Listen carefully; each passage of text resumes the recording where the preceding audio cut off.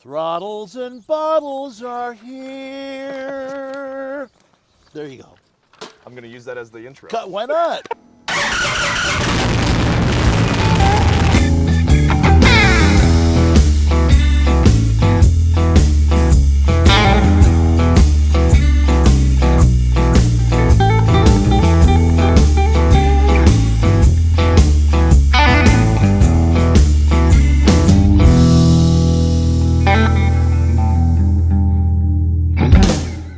Welcome back to Throttles and Bottles, a show about rides, risks, and the people bold enough to do both. I'm your host, Brad Miller, and I'm joined today by Branscombe Richmond. A lot of people know Branscombe from Renegade, where he played Bobby Sixkiller alongside Lorenzo Lamas. But outside of Hollywood, he's also spent decades deeply connected to motorcycle culture, music, and the biker community. The reason this episode even happened is through the motorcycle world, through Ray Sotelo and the Indian motorcycle family. During Ray's time leading Indian Motorcycle, Branscombe became one of the faces of the brand and someone riders genuinely connected with because of how authentic he was both on and off camera. Over his 52-year career, he's appeared in everything from The Scorpion King to Forgetting Sarah Marshall and even Batman Returns. But today's conversation is less about Hollywood, more about the life behind it all. We're filming this episode out here in Maui just a couple days after Branscombe got back from Tahiti, where he was meeting with the Tahitian president about plans to grow a film industry there, which feels especially meaningful considering that your father was Tahitian. Yeah.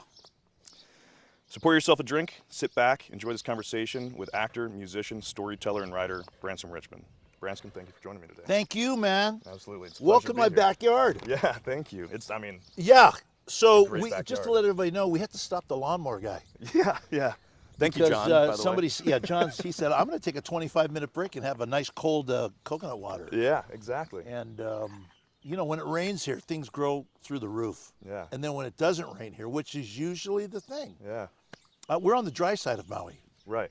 You know that? And it's just, and this is the dry side of Maui right here. She's walking through the set.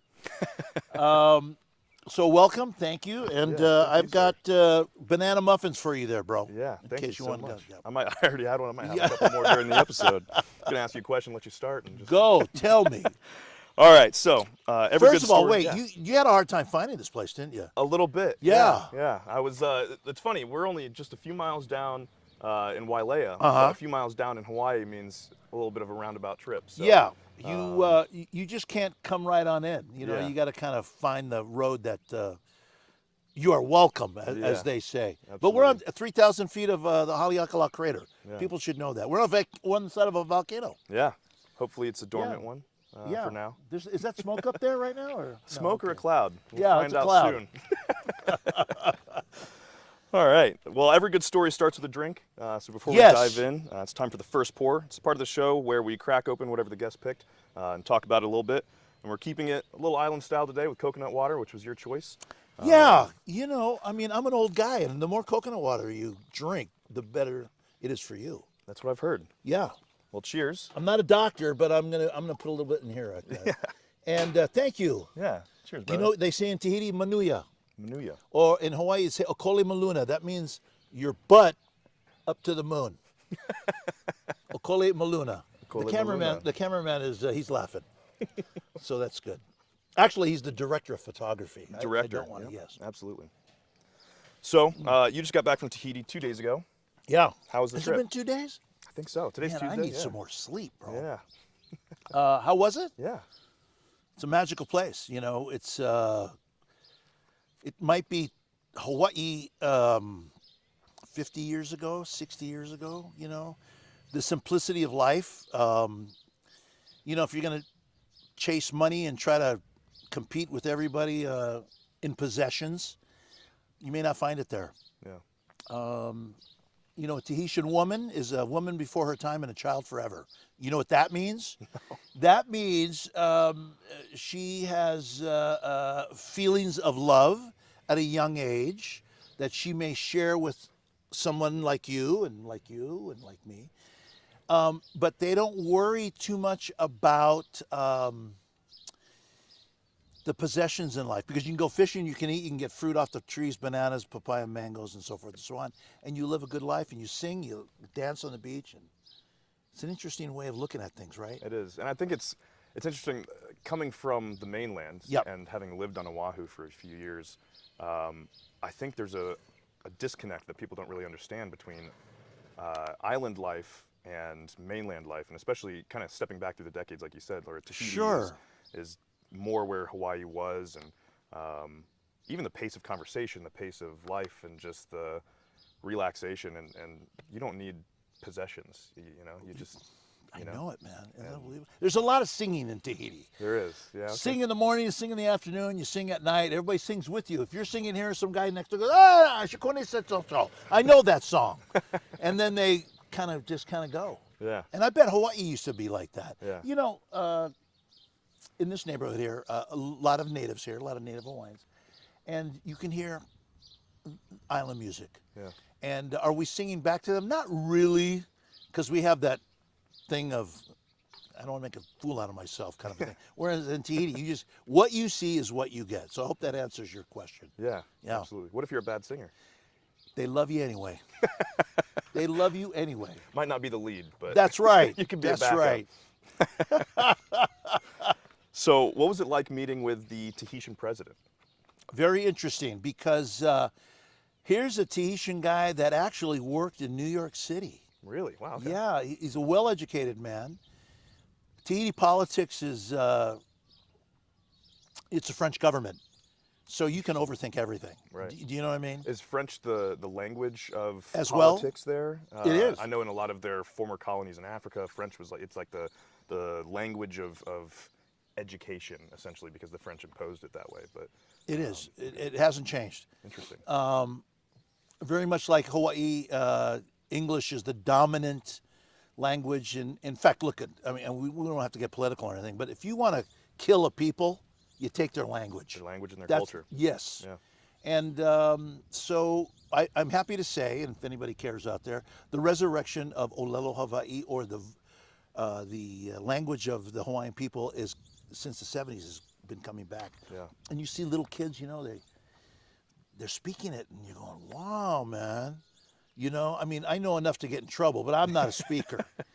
I did marry a Hawaiian girl, and she too came into existence in Hawaii life with the understanding is don't speak Hawaiian, right? Because then the American guys aren't going to bring you in. And listen, survival's always been the game, so that's been it. But in Tahiti, yeah, that's a woman before her time and a child forever. lot of two-wheel vehicles in Tahiti. Do you know Really? that? Oh man, the Vespa, the electric bikes, they're all over the place. You know, You think it's just easier to get around, or just more simple to not have to worry about a four-wheel parking spot, or yeah, it's cost. You know, and those kids are not wearing shoes. They're wearing a helmet. They're wearing a helmet, The and important you thing. just kind of go, dang, he kind of came right in between us. Yeah. And they're tailing the truck in front of them, and how do you see the two brake lights? You know, that's what old riders think about. Yeah. You know, have some people that comment is on my stuff like videos, that. yeah. Yeah, like how am I going to be safe? So a lot of bikes in Tahiti. I think a lot of growing up happens on bikes, and as your frontal lobe, matures a little bit, you start caring less about looking cool and going fast, and caring more about how do I get home from this ride. So did you have an experience like that as a rider? I've had a couple as Yeah? a rider, where I was like, well, I'm gonna do this because I can do this, and then I did it, and then I was like, that was the dumbest thing that I've done. And Can I say something about Robbie Knievel for a second? Yeah. Robbie Knievel, man. Did Ray tell you about Robbie? He's mentioned him a few times. Yeah. Robbie was an accident waiting to happen. Well, with that last name, I mean. I know, but his dad was a little, he was right on there. Yeah. But Robbie, he was full throttle all the time, and then if Fonda's around you, which Fonda was around us all the time, Yeah. they'd compete, and they would get kind of jerky. You know what I Yeah. mean? I mean, come on, bro. It only takes one competitive person to really bring out the Exactly. competitive side of, especially among guys. Yeah. It's one guy's pushing the boundaries, and you're gonna And start doing it back. I'm a scaredy cat. I don't want to, I get paid to do stunts, so I don't want to ruin the opportunity to make $1. Camera better be on. Yeah, roll that camera. So Robbie was just a guy. Every time we'd go, and he just full throttle every time, and at the same time, he was looking for love. Yeah. Can I say that? I mean, Yeah. that's It's kind of the weird. politically correct way of saying it. I He's think. looking for love, being accepted. Does my dad love me? Yeah. And that was kind of it. Chuck Norris's boys too. It was really Michael that I'd be somewhere and we were working, and Chuck would walk by and say, "Hey, you seen Michael?" I said, "He was here a little while ago." And okay, well, tell him I love him. Right? Just gotta kind of put it in there. And then Evel Knievel was just kind of he was tough. He was a tough guy, Yeah. but he did love his kid. Okay, I don't know how come I went there, but I went there.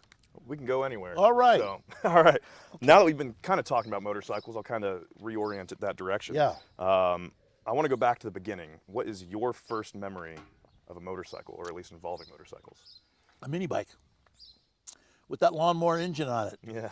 That when you start it, and the rope would go flying, right? And then you got to make sure your calf. Mm-hmm. Do you know what I'm talking about? Yeah. You better not, because that thing's wide open. Yep. And thank God I never ripped up my calf. Yeah. But I know guys that we all hung out Plenty of with, people, yeah. 9, 10, 11, 12, something like that, rip up their calf. And so that was the first thing of a motorcycle. Then I went to a Bull Taco, which, man, I love just riding the roads Yeah. instead of off-roading. Yeah. There's some guys, there's a guy I grew up with, Will Harper, world champion motorcycle rider.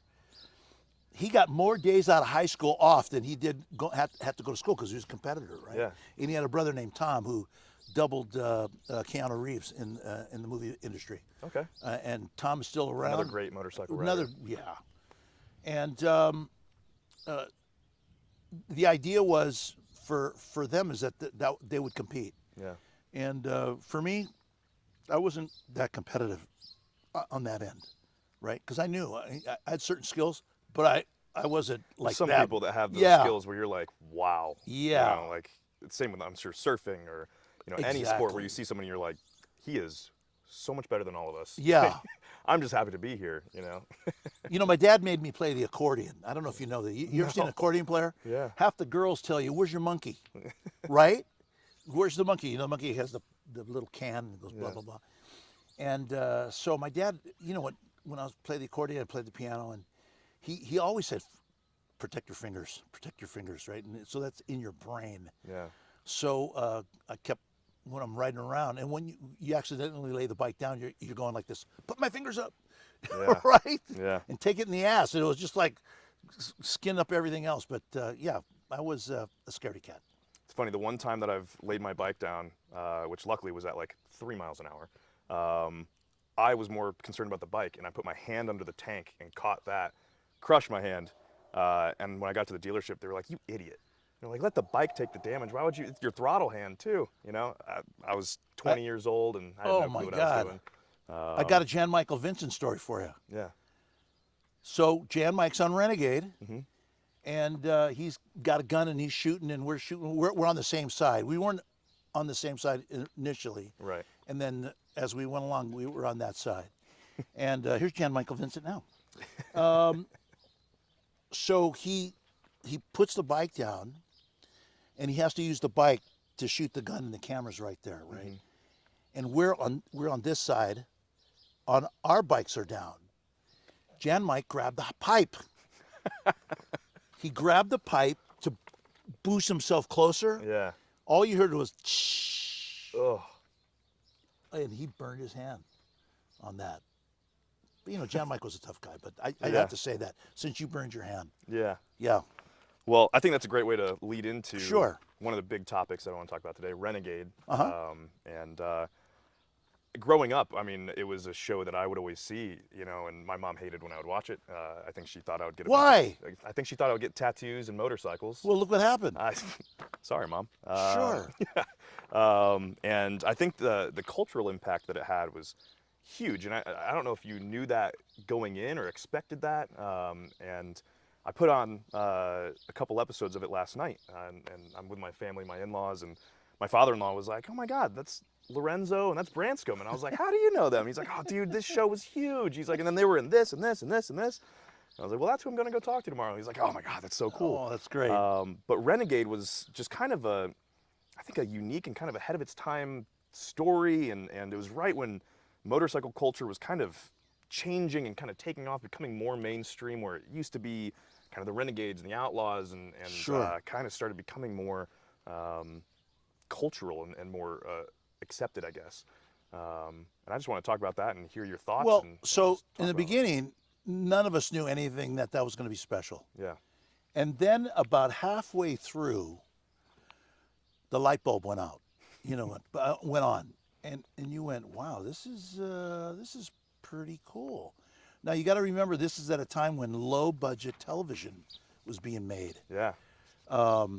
So we weren't a network show; we were a syndicated show, but not originally. So we were CBS the first 2 years, and they had a certain slot Saturday at 7 o'clock. So you weren't prime time. And then, so we went 7 to 8, and that's kind of what happened. And then after that, we went to USA. But, it was interesting. I was a stunt coordinator on, I did 2 episodes as a stunt coordinator on Falcon's Crest. So I had somewhat of a relationship with Lorenzo. Not a big relationship, because I was covering for the guy who was the actual stunt coordinator, Wally Crowder. Mm-hmm. And we had a relationship. So when I went in to read for this guy, Bobby Sixkiller, originally the offset character that Lorenzo would relate to was black. And then somewhere around there, Stephen J. Cannell changed it. I think he saw Dances with Wolves. I swear. I think he saw that, and he just kind of said, "Let's shift this guy." Yeah. Right? They saw 400 guys for this, and they went all the way up to Canada. And in the last reading, which takes about 6 months, it takes about 6 months, right? And you go, "Gosh, I wonder what happened to that interview if I'm still in the running." Do you know what I mean? Yeah. And what happened is I got the call, and they said, "Hey, the producers, the network, want to meet you." I said, "Okay." So I walk in. There's 5 other guys. There's 6 of us, right? There's a tall one, a short one, a hefty one, blah, blah, blah, and then there's me. And I knew about 3 out of the 5 other guys, because we would read for the same parts. Mm-hmm. And then I went in to read, and then Barbara Clayman, God bless her soul, casting agent, she said, she was a heavy smoker, "And why don't you stay?" Okay, Barbara. So I sat over there, I stayed, and then a guy named Joseph Running Fox, a fine actor, but not that tall, went in and did his thing and left. I'm the only guy there. And then all of a sudden, after 15 minutes, you know what 15 minutes sounds like when you're waiting if your destiny is going to be decided? 10 hours. It's unbelievable. So what happened is that Stephen J. Cannell came out. Oh, when I went in to read, I have to say this. There's 8 people in there. I've never seen them, but they're all network executives, right?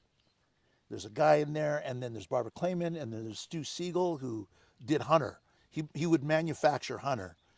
And then Stephen J. Cannell. And while I'm doing my reading, Stephen J. Cannell's doing this.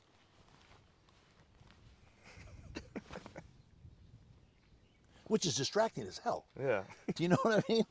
And I took his desk, and I don't know if you've ever seen, the Emmys behind his desk, all those Emmys. Yeah, I'm sitting at that desk with my feet on the table.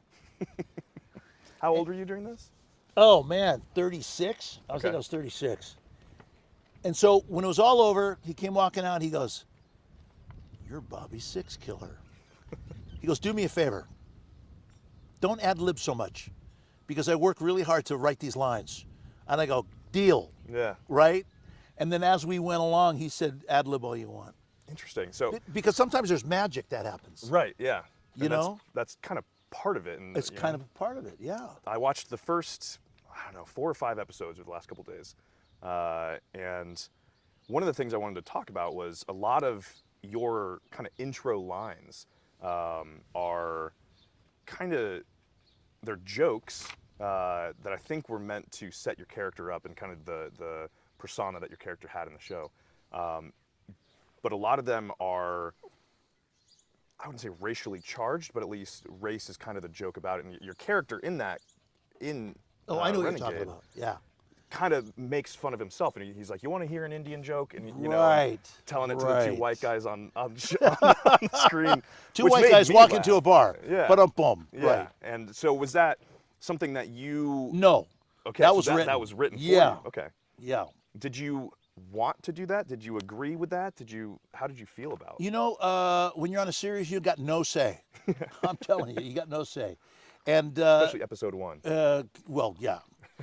But basically, you're there to do your job, collect your check, and go home. There's a weird saying. I'll say it. It's show business, not show friends. Yeah. Right? Mm-hmm.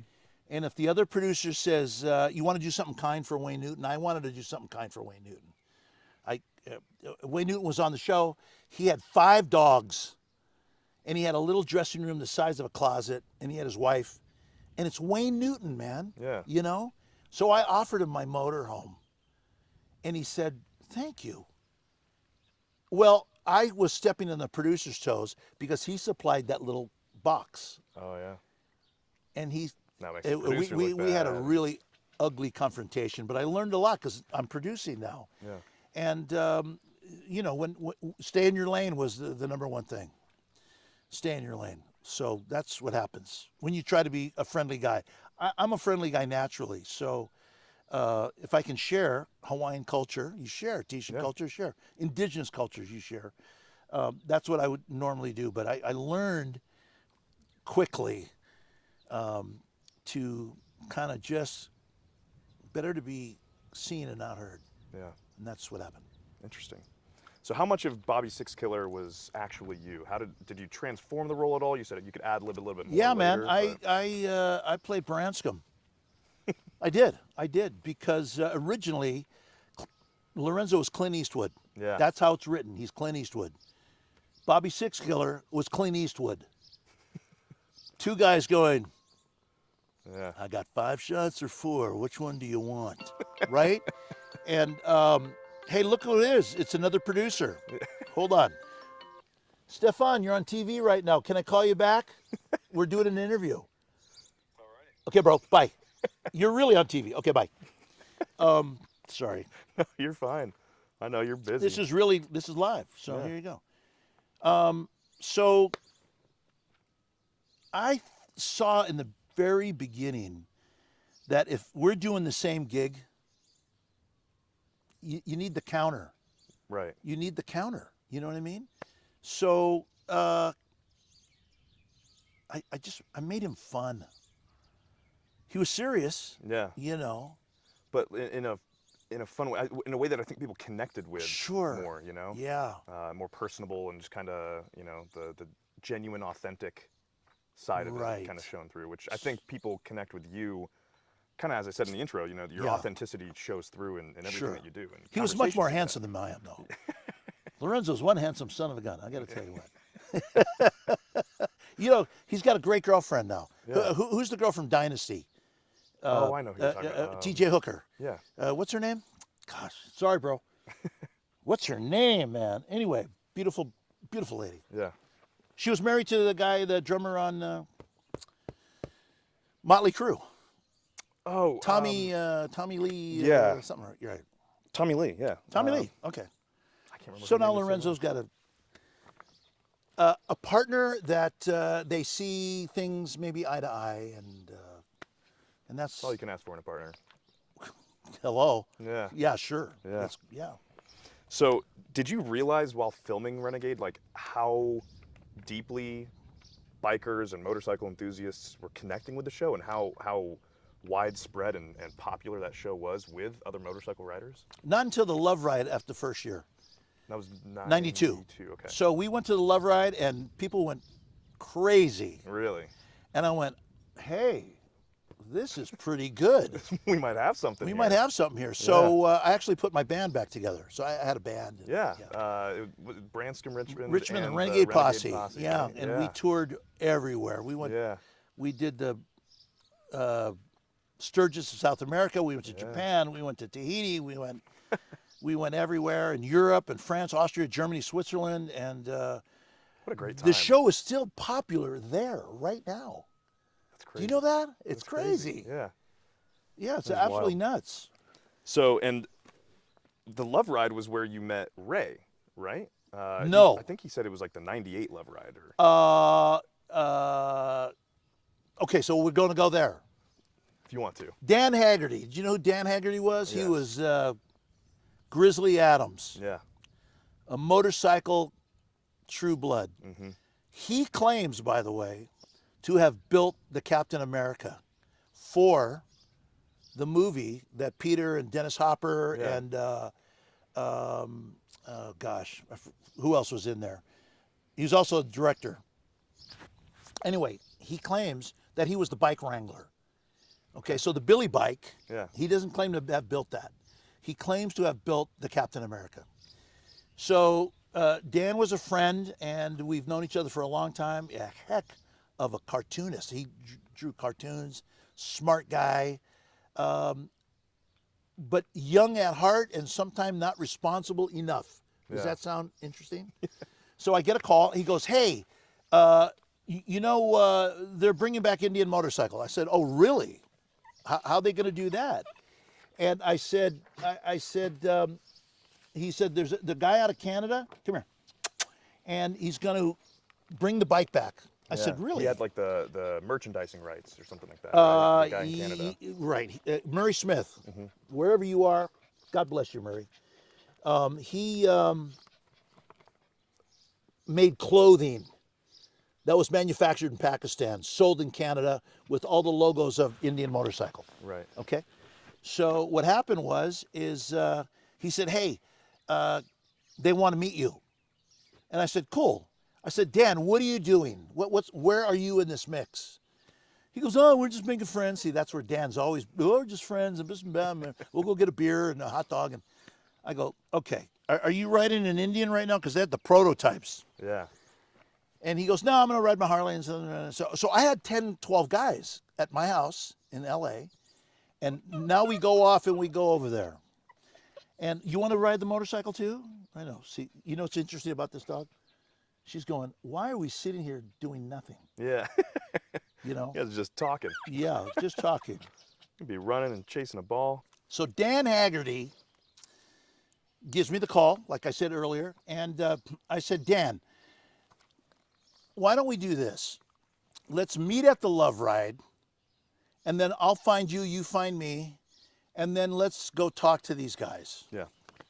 So we go to the Love Ride. Mick Fleetwood is in his band is playing. He's got a Here- throw. He lives here. Yeah, doesn't yeah, he? he lives up there in Yeah. Omalpia. So he had Sheila E. And there's a bunch of guys from other bands, and they're slamming. It's great. And you had like 20,000 people in a park out in Castaic. Yeah. So I find Dan, and I go to the Indian Motorcycle kind of display. They were just launching. Right. And so I go on in there, and Ray is a very stoic individual. Yes, he is. Very stoic, maybe not the friendliest guy at the time that we met.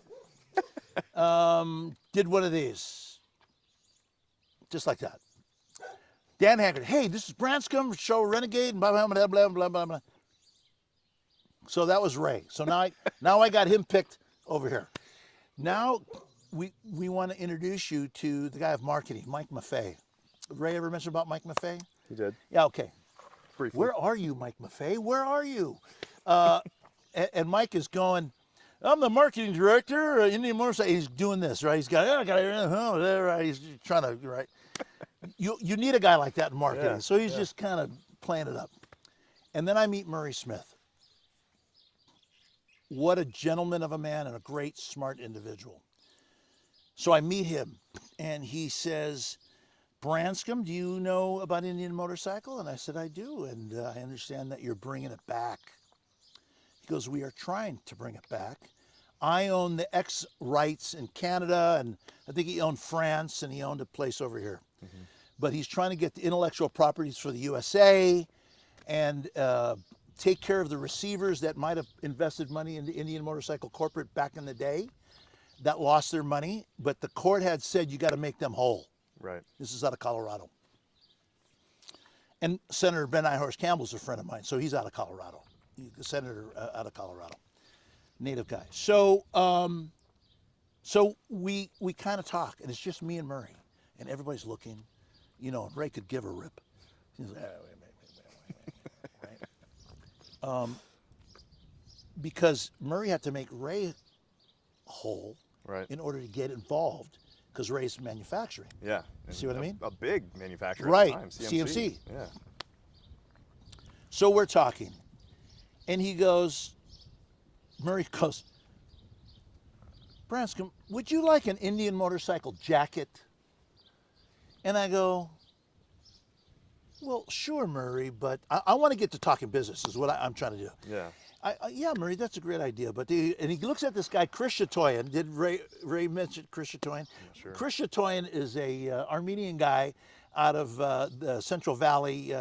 If you ever knew Mannix, the TV show Mannix, Yeah. he was Armenians in those areas were called Central Valley Indians, is what they called them, Yeah. right? But they were Armenians, and whatever they did food and this and picking the fields and with the Mexicans and blah blah blah blah blah. And he goes, take off your jacket, Chris. And I go, wait a minute. I said, hey, how are you, man? He goes, hi, good, I'm a big fan. I go, hey, nice to meet you, Chris. Don't take your jacket off. Leave your jacket on. And it was a 3X. And at that time, I was a little more, you know, I'm eating less today. And we're shaking hands. And I said, Murray, what do you need? Is what I asked him. And he says, I need someone to possibly be a spokesman for the bike. I need someone to include Indian country, which I had been doing that for 20 years. Yeah. You see what I mean? And we're growing the company, and there are spots that are available. I said, okay, why don't I come up to where you are? Let's sit down and lay this out. Because if we're going to springboard and shoot bullets out here and go, here's an idea, blah, blah, blah, blah, blah, you know, it's not going to serve me anything. It's not going to serve you anything. He said, okay. So Tuesday, I fly up to Gilroy. And Ray was manufacturing 12 prototypes, or they had done that already. I'm not exactly sure, but he still had CMCs. And I think he was doing 300 to 400 bikes a year anyway. Yeah, I think it was more than that. Oh, 6, 7? Yeah. Okay. Harley clones. Right. He called them Harleys in Indian clothing. Oh, okay. You mean the 12 prototypes? Okay. So if anybody doesn't know that story, you had to prove that you could have manufacturing. Right. And the Chrysler guy was in there. They only had like mock-ups and stuff, right? They had carvings. Yeah. They had drawings. They had everything. And Ray did the bolt-ons, and there you go. And then you went in, and it was a leap up. And then they said, look, if we grant you, and there was an Indian tribe trying to get it. Was her name Sue Schaefer? I forgot her name. She was a tribal chairwoman. And they wanted to at least honor the name of the First Peoples. Right. Right? That Hendy and Henstrom named Indian motorcycle after. So we came to an agreement. Okay? So now, I'll never forget this. When it was all over, because Ray was sitting in the meeting, said nothing. And then we were all there, and then I shook Ray's hand, and he said, well, it looks like you're in now, buddy. You're in the club now, buddy. Yeah. You know. And so I had an idea. In order to get Indian folk in to be respectful, let's create the Office of Indian Affairs. So I did that.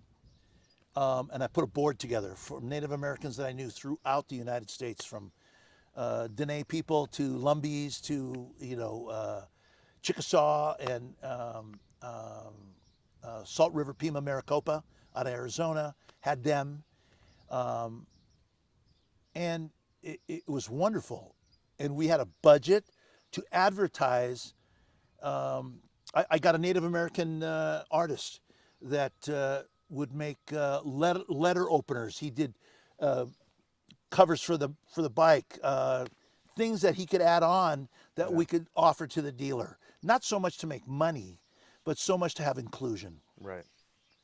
And so you had real native people involved in that, and it was wonderful. And then we would, there's a newspaper called Indian Country Today, and then there's another newspaper that I forgot the name of it. But what we did is that we would shoot it, advertise it, let people know, and let Indian Country know what was happening. Now everybody in Indian Country wanted a T-shirt, right? They all wanted T-shirts. Yeah. And after 300 or 400 T-shirts, it gets expensive. Start stacking up. It starts stacking up, and that if it wasn't for Dan Haggerty, Grizzly Adams, I would have never gotten that shot. Yeah. And so now I back up. Dan, I got this deal. What do you got? What are you doing? And he goes, I don't know. I'm just kind of going to go for a beer and have a hot dog and kind of ride around and take some. I go, you got to make a deal here. Yeah. He goes, well, I'm not really a business guy. He's just talking. So I go to Ray. And Ray already had Fonda. He already had Fonda. Yeah. Because he was doing limited editions. Like the Captain 30th, America. yeah, the 30th Yeah. anniversary of it. Captain America. I said, Ray, let's put together a celebrity program. I said, I'll get Lorenzo. I'll do a bike. And we'll get Robbie Knievel. We got Evil. We got... we almost had Barry Bonds, who did 3 Renegades, and then I went to Barry. Yeah. He just wanted way too much. Yeah. And That's fair. I mean, Barry Bonds in the 90s was yeah, man. the king. Yeah. You know? And then we had Dusty Baker, Yeah. the coach of the Giants at that time. Yeah. And we had a celebrity program, and we did, and everybody wanted to make a bike.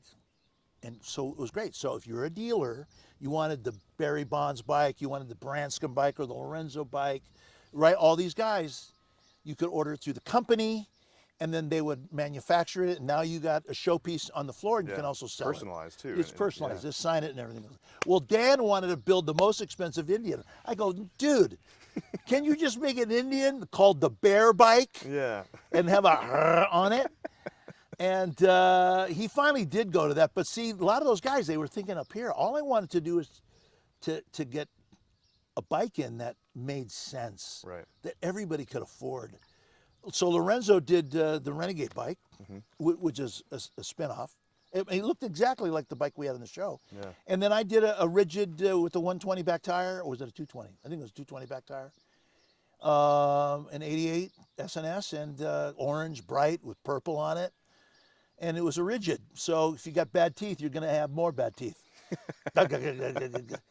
And Vance and Hines pipes just jacking up on there. And but you could buy that bike cheap. And Right. and you know what? I sold a lot of those bikes, man. There you go. Yeah, so that's my kids' college money. Boom. Yeah. So that's how I got involved with Indian. Interesting. Oh, and then I went to all the rallies Right, with my yeah. band. I'm playing Sturgis. I'm playing Laughlin. I'm playing Daytona Beach. I'm playing it all, man. Yeah. And I mean, you feel like, hey, man, this is kind of special. We're Onto rocking the something. house, and there's Yeah. thousands of people going, ah, and you're going, whoa, the power of television. Yeah. Yep. I want to share a little Yeah, story with you. Please. So the last episode I recorded was with Big Mike from BMC Motorcycle Company. how is he? And he's great. Good. And so after that, I was like, man, I've got 2 new Indian bikes, but I want to look into choppers. And so I started looking, and I found this one randomly popped up on Facebook Marketplace. It's a 2002 No way. Gilroy Indian chopper. And I was like, wow. I was like, I've never seen an Indian chopper before. And it was in Phoenix, Arizona. It just so happened that weekend I was flying to Phoenix for my best friend's wedding. And so I flew out there, and much to the disappointment of my wife, I said, I'm going to go look at this bike. She said, you can't buy it. You already have 2. You're not getting 3 for now. Good girl. And so I call this guy. His name is Fast Fred. And Fast Fred. I drive out there, and he's about 75 now, and he was a professional painter and builder out there for the last 50-ish years. And I drive out there, and it's the most amazing bike I've ever seen. I'll show you photos and videos. Yeah. It's unbelievable. And so I start talking to him, and he shows me all his other choppers that he's built. And he builds them and he sells them, and he's still building at his Yeah. age, but he's retired now. So I'm like, well, I see all these shovel heads. Why'd you get the Indian? He said, well, I'll tell you why. He's like, I went to the Laughlin River Run in 2000. And he said, I was not convinced, and then I saw Branscombe Richmond ride in, and everybody knew Branscombe. He said, he was in Renegade, he was like in this big show, and all of a sudden he's the face of Indian motorcycle. He said, so I walked up to him and I introduced myself and talked to him for a little bit, and he said, you gotta get one. So I was like, guess I gotta get one. And so he bought this 2002 Gilroy Chief and turned it into this unbelievable chopper. Wow. And I'm sitting there, mouth open, just like, it's like, you're not gonna believe this. This was 2 weeks ago. I was like, you're not gonna believe No this. way. In Really? 2 weeks, I'm flying to Maui and I'm gonna sit down with Branscombe. And he's like, that's crazy. Oh, man. And so I might have to buy this bike. But I called him on the way over here and I was like, Fred, how you doing? He's like, good. And I was like, you're never gonna believe this. I was like, I'm on Maui, I'm driving to Branscombe's house. And he's like, you gotta say hi for me. He's like, tell him I bought that bike 25 years ago. Wow. He's like, I still have it. He's like, it's the best bike I've ever had, and if it wasn't for Branscombe, I would never have bought an Indian. Oh, man, So, I got to see a picture of that. Yeah, and it's just such a Fred, crazy thank full you, circle. man. Yeah, just like just the small things that you do that you just happen to go to that thing, happen to become part of Indian, influence somebody 25 years ago that I randomly ran into in Phoenix that had the bike, and I was like, that's just the craziest, I wouldn't say coincidence, but just kind of full circle moment, You know what? If this is politically weird, if the upper management of Indian were to have not the greed of business in their mind, we'd still be going today, to be honest with you. Yeah. Schimberg, Ray talk about Schimberg at all? I think so. Coca-Cola. These are all the Coke guys, yeah. Coca-Cola. I got to tell this story since you're talking. Anyway, tell Fred, anything, yeah. give that guy a big hug for me. I will. Tell him He's one of the best guys I've ever met. Just awesome. The most genuine, love him, nice man. guy. If you ever come to Maui, come on over. Yeah. We'll have coconut water, maybe with a little bourbon. So as we went around, Murray had to do a fundraise. Yeah. He had to raise some money. Especially with 400 T-shirts going out the door, Yeah, yeah. And what was interesting is they included me in that meeting. Yeah. And he said, blah, blah, blah, blah, blah. This is what we got to do. It's the projections for us manufacturing this. And if we're going to grow the company, we need to have this type of liquidity. And, all these kind of things that I'm a little bit on the outside, but I think I know, but I don't know. I make one call. Maybe Ray talked about this. I called a guy named Dan Dyer. Did he mention Dan Dyer? The name sounds familiar, but... Dan Dyer, a Mormon guy who owned a railroad. And I know Dan Dyer because he was the Harley dealer up in Washington, in Spokane, and in Seattle, I think. I forgot where. He had 2 dealerships. And it was for fun, and he liked to ride. But he is a brand guy, like Murray. See, Murray owned mega brands. Right. And Dan Dyer was, he'd buy car washes and say, he had a whole bunch of car washes, and they were called those cars that go around and around. Come on, Branscombe. NASCAR car washes. He had 100 of those. Right? Yeah. Hey, Dan Branscombe. Hey, Branscombe, how's it going? And I played his Harley dealers with my band. I go, I'm going to put you on speaker. I'm with a bunch of guys. They're your kind of guys. They're bringing back the Indian motorcycle brand. Are you interested? Pause. I'm interested. Boom, on speakerphone. Let everybody introduce themselves. So Murray Smith says, blah, blah, blah, Ray Sotelo, blah, blah, blah. And he cuts to the chase. He goes, how much are you trying to raise? And I don't know if I can say it here, so I won't. Did Ray mention it on how much they tried to raise? I think so. I know we talked numbers. I don't know if we talked exact figures. They were trying to raise 50 mil. Okay. And he goes, okay. How soon do you need it? Right? Cutting to the chase. Here's the questions. By blah, blah, blah, blah, blah, blah, blah. I need 4 board seats. I'm listening to this. I'm going, dang, man, that's how the big boys do it. Yeah. I'll be on a plane. I'll fly my jet over, and I'll see you guys, and I'll come and meet everybody tomorrow, and let's see if this is real or not. Murray, do you have the documents on the IP, intellectual property? Mm-hmm. Got it. Okay. So I'm not going to bring my attorney. Right. We can have an attorney there. It doesn't matter. Okay, I just come. Flies in. He does a promissory note for the 50K. For the 50 million? Okay. That's Different big level. cojones, bro. That's big cojones. And so we're there. Now he's a friend. He's a friend because of business of me. He paying me and my band to fly up there and play the thing on a big Harley thing. Okay. At the end of the day, he brought in Schimberg. And Schimberg was Coca-Cola bottling. And then he brought in the Rensies, two brothers. One's the CEO of Winchester, and the other brother was former president of McDonald's because he'd worked there as a kid and worked his way up from the fry boy, the Wow. fry boy. Yeah. And he controlled the syrup, okay? This is things people don't say. What, he controls the syrup? What, you know how many Cokes go in the syrup? Yeah. It's unbelievable. He's making money on that. And then he brought in the grandson of Woodrow Wilson, right? I forgot that guy's name. Yeah. But when he showed up at a rally, nobody knew who this guy was. He was kind of walking around, kicking tires and blah, blah, blah. I go, hey, how you doing? What's your name? And he says this name, and he goes, oh, shit, it's one of the owners of the company. Yeah. And nobody knew him. So that's how that level came up. Do you know what I mean? And I'd like to tell that story because some people don't know that. Yeah. And Dan Dyer, who's still alive today, right?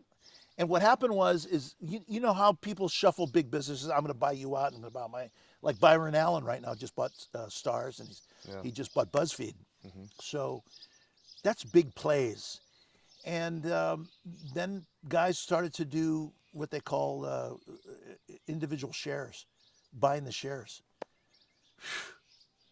I had 250,000 shares that I thought I was going to hit a home run on, right? Yeah. And I was not able to cash them in because what happened is I was in a preferred share.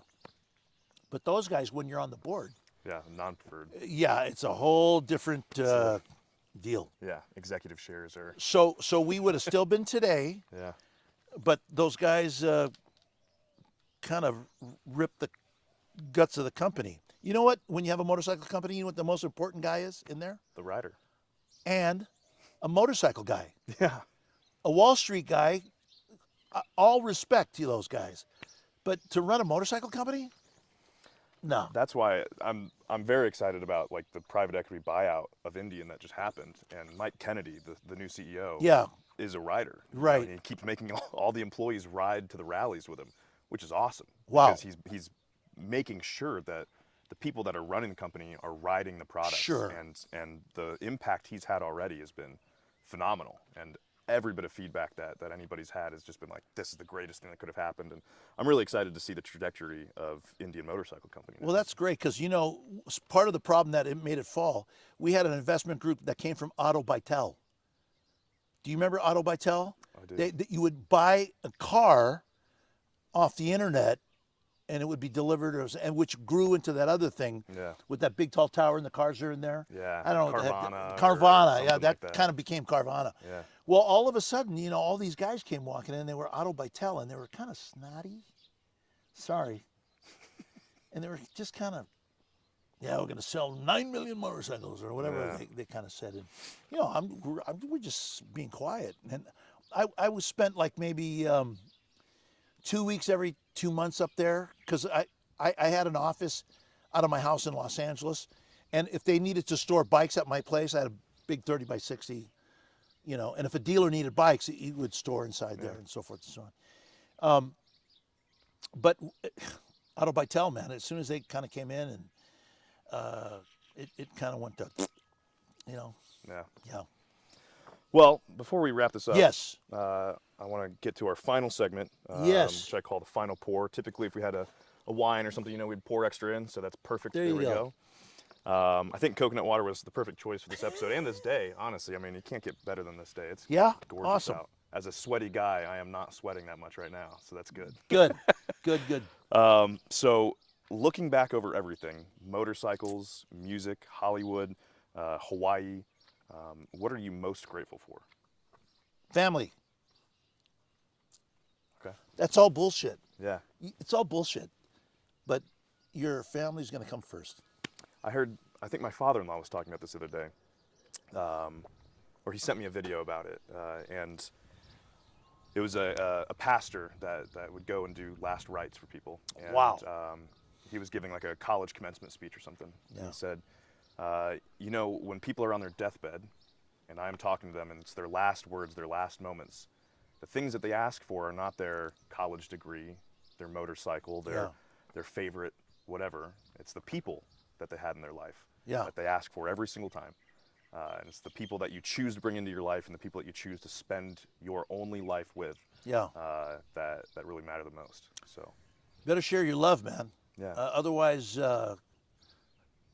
there's a classic story. Who was the guy that started the internet thing and Apple, and who was the guy? Steve Jobs. Steve Jobs. Do you know his story? I do, vaguely, but Not a happy guy. yeah. Not, and he said his last words was, "God, I have all this money and I was miserable." Yeah. You could do so many things for so many. And to all you billionaires out there, you better start doing good things for everybody. I just got to say. Yeah. Yeah. Oh, am I allowed to say that here? I think so. Okay. You can say whatever you want. All Yeah. This is your property. So I don't want to be I'm the not gonna richest. tell you what to say. I don't want to be the richest guy in the graveyard. Yeah. Absolutely. Do you know what I Same. mean? Yeah. That's kind of, and I'm going right there, by the way. That's my spot. You already got it picked out. I built that. You're gonna burn me up and pour my ashes out right there and have a little party, and I'm going right there. Yeah. Ray will be over there. That's all my stoic. Mauna. That's my Mauna. They call that. It's my place, and I get to look over this, and my dog can walk around and pee on it and do whatever he wants or she wants. But that's kind of. I totally agree. I just wanted to reflect on Steve Jobs just for a moment. He was adopted, wasn't he? I think so. Yeah, and he was bitter about that, and he knew where his dad was. And I will say there is no manual to living, and there's no manual to share your aloha. In my industry, 5 things, and I'll close: timing, chance, good fortune, persistence, talent. When the time comes, you got to take a chance on yourself. You know how many talented people never take a chance on themselves because, I might fail. Great. Yeah. Timing, chance, good fortune. God willing, you have a little good fortune. Persistence keeps it going. Keeps it going. And you may not have all the answers, and that's okay. Talent is last. You don't have to be the most talented guy in the room to go ahead and have a little success. I'm not going to say you're going to hit a home run, but you're still in the game. And you're still in the game. Look at that. Here we go. Yeah. After all the years, miles, experiences, what is it about motorcycles that keeps you coming back to them? It's an extension of my brain cells. How many guys have told you that? No, I'm just joking. Freedom, man. The wind. Listen, we're all looking for something that will give us a spirit to enjoy. And I think that's really it for me, Yeah. I've had some close calls, and that wasn't very fun. That's Such a whole is new life. episode. And I think what I like a lot about it is I think sharing for those who may not have everything. Listen, there's a lot of things the biker is doing to share. Toy runs, diabetes runs, stuff like that, health, you know what I mean? And on the weekend, you get to be that guy. Monday through Friday, you may be the executive at Costco, you know what I mean? But at least you get to go ahead and do all that. Yeah. And I think that's the part of sharing as human beings. You got to have some, you better start, all we need is love. You got to have that. Yeah. Otherwise, it's It's the human experience. It's what sets us apart. Yeah. From everything else. It's lonely out there, bro. If you're Yeah. thinking you're the best shooter on the block, Yeah. not so good. All right, final question for Yeah. you. If this moment was your last ride before sunset, Wow. what would you want to say to the people who've been part of your journey all these years? That's a great question. Can I tell you at another episode? Because I don't want to give it away right now. Absolutely. I don't. That's a great question. I'm going to let you worry about what my final. This is the cliffhanger. This is a cliffhanger. Join right us here. for episode 2. Yeah, join us for episode 2. Yeah, I'm going to hold that one back, man. If you don't mind, Absolutely. I'm going to hold it back. Okay. Cheers. Cheers. How about that? Thank you so much, sir. It's Drink not it. every day that you get to sit down with somebody that Oh, God. has changed motorcycle You got a culture weed whacker? and- Because I could use your help. That guy already left. The guy in the mower just... No, just stopped. John, we're almost done. He's sitting there Sorry, waiting. John. John, we're almost done, John. Okay. Well, to Thanks, good man. roads, good stories, Thank you. and to you, sir. It And, was great meeting you. Be careful when you're in the water down there. Right? Okay. Do you like go vroom, vroom, and all of a sudden it goes out? No, we just... Yeah. I kind of stutter a little bit, and then Okay. we, Is there we music? put Do you something do over music? it. Is there biker music in this thing? Sometimes, Is yeah, this- on okay. the intro and extra. Okay, and then you got like a biker dancer girl or so? Is that what Yeah, I'm just something like joking. that. Okay. Real quick, microphone is yours. Do you have any announcements, projects that are coming up? Hey, the Las Anything- Vegas Bike Fest is coming. Yeah, in October, right? October 8, 9, 10, and 11. We'll send you the information. Yeah, And there you go. And I'm in a new series called Untamed Untamed. on Netflix. And it's kind of cool. I had a big beard. Okay, I was like an Amish Polynesian. it's a hell of a combo. Yeah. And boy, did we make biscuits. You know, Amish are famous for biscuits. I don't know if you know Yeah, that? yeah. And building barns. Yeah, and they're good at it too. Yeah, they're really Both good. of them. There you go. Awesome. I'm going to read the outro real quick and we'll be done. That's it for this ride. Huge thanks to Branscombe for sitting down with us today. Follow him at the linked in the bio. Keep your eye out for it's a new Las show. Vegas Bike Fest. Las Vegas Bike Fest and Untamed. Untamed. And Untamed on Netflix and everything else that he's in. if I'm not working, something's wrong. Yeah. Well, then you're giving an interview to some random There guy. you go. Perfect. All right. Until next time, ride safe, drink slow, and we'll see you on the next episode of Throttles and Bottles. Thank you to the sponsors of today's episode. Without them, we wouldn't be able to do this, and we look forward to having more.